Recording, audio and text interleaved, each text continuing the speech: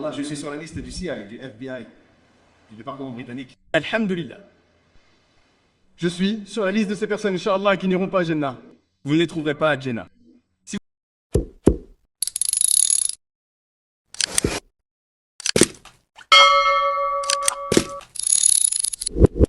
Cela signifie que je ne suis pas en phase avec la société britannique. Je ne suis donc pas autorisé à entrer. Mais mes cassettes, vidéos et mes livres peuvent être vendus. Mes programmes peuvent être visionnés. Ils m'ont donc exclu. Et 10 ans plus tard, en 2019, avant cela, que fait Allah? Plus tard, Theresa May devient ministre de l'Intérieur. Elle devient première ministre parce qu'il y a tellement de luttes intestines au sein du parti qu'elle est la brebis galeuse. Elle devient première ministre. Et lorsqu'elle devient première ministre, il y a tellement de problèmes au sein du gouvernement qu'elle doit démissionner. Elle pleure devant le public. Ils ont planifié et comploté. Allah a planifié. Et ce qui se passe en 2019? 10 ans plus tard, Priti Patel est une ressortissante britannique d'origine indienne. Elle devient ministre de l'Intérieur. Elle remplace désormais Theresa May. Lorsqu'elle devient ministre de l'Intérieur en juillet 2019, elle déclare: en peu de temps, nous terroriserons tous les criminels du Royaume-Uni. Elle devient donc une terroriste. La ministre de l'Intérieur du Royaume-Uni est désormais une terroriste. C'est bien ou mal? Si elle terrorise les criminels, c'est bien... Donc quand je dis que les musulmans devraient terroriser les criminels, je deviens une terroriste lorsqu'elle dit qu'elle est ministre de l'Intérieur. Elle est louée. Très bien. Très bien. Deux mesures. Allah fait en sorte que cela arrive. Elle a peut-être vu ma cassette vidéo parce qu'elle est d'origine indienne. D'où Priti Patel, d'origine indienne, ressortissante britannique, devenue ministre de l'Intérieur. Elle a peut-être vu ma vidéo. Très bien. Elle fait donc une déclaration qui fait la une des journaux britanniques, selon laquelle nous allons terroriser les criminels du Royaume-Uni.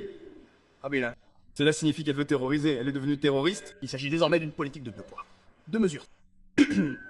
Bien souvent, deux étiquettes différentes sont attribuées à la même activité, à la même entité. Deux étiquettes différentes. Par exemple, avant que l'Inde n'obtienne sa liberté, il y a plus de 75 ans, de nombreux Indiens se battaient pour la liberté du pays. Le gouvernement britannique les qualifiait de terroristes. Mais les Indiens ordinaires, nous les appelions des combattants de la liberté. Nous les appelions des patriotes. Les mêmes personnes, les mêmes activités, deux étiquettes différentes.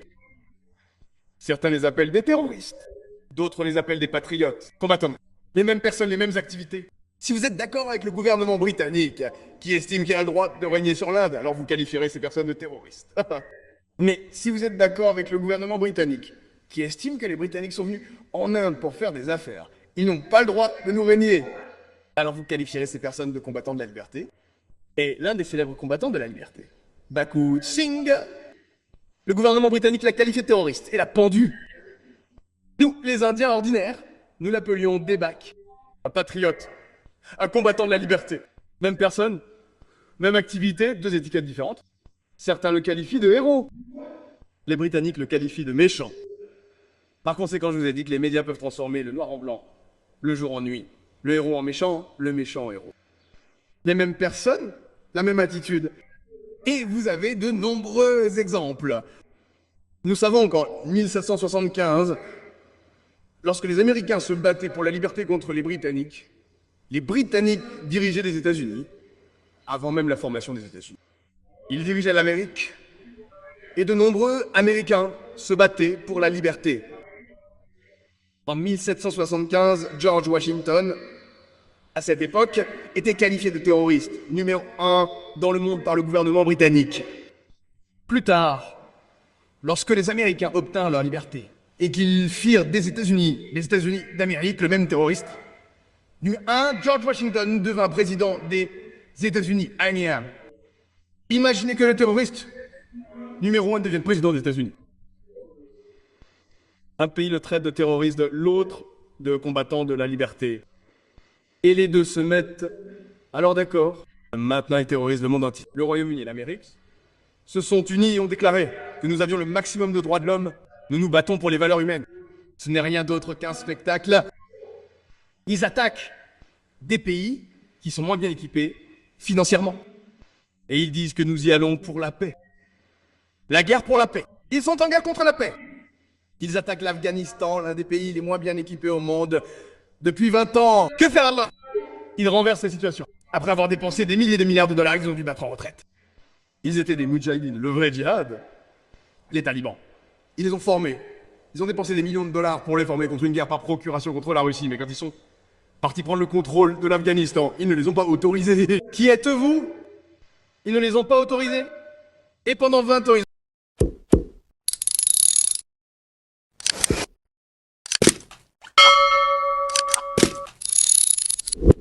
généralement terroriser un être humain innocent. Bon.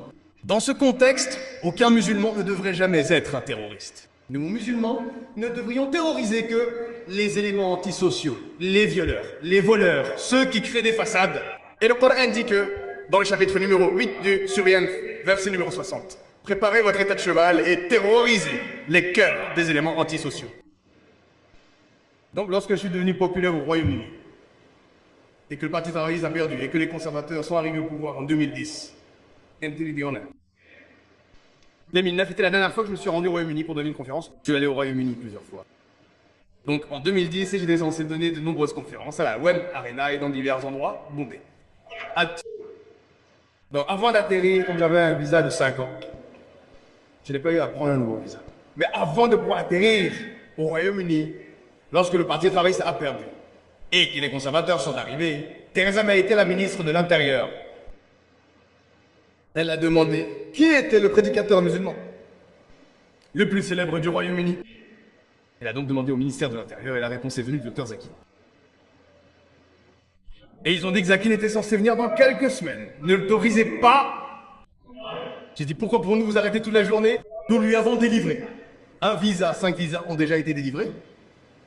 Ah, et elle a dit au département antiterroriste d'essayer de trouver quelque chose qui cloche dans son discours, dans lequel il aurait enfreint la loi britannique afin que nous puissions l'exclure. Nous pouvons l'empêcher de venir. Ils ont scanné toutes mes vidéos, ils n'ont rien trouvé. Rien. En fait, en 2009, le chef du département antiterroriste Charles Farr a envoyé quelqu'un pour me rencontrer.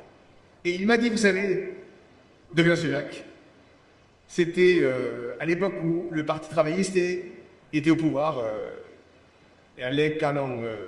Docteur Zakir, nous savons que vous êtes très populaire parmi les musulmans. Pouvez-vous nous aider à guider certains musulmans qui se sont égarés? J'ai dit que je n'avais aucun problème. Je suis là pour aider l'humanité. Je ne vois pas d'inconvénient à vous aider à deux conditions, vous ne devez pas me demander de faire quoi que ce soit qui soit contraire au glorieux Coran ou à l'authentique prophète Salem, et je ne veux pas de votre argent, car vous savez que le Royaume-Uni dispose d'un budget important pour acheter des musulmans. Ils paient de l'argent pour vous acheter, ils font faire des choses qui sont contraires à l'islam. Donc j'étais au courant. Je lui ai dit que tant que vous ne me demandez pas de faire quoi que ce soit contraire au Coran et à la Sunna, je n'ai aucun problème, je n'ai aucun problème. Je peux vous aider.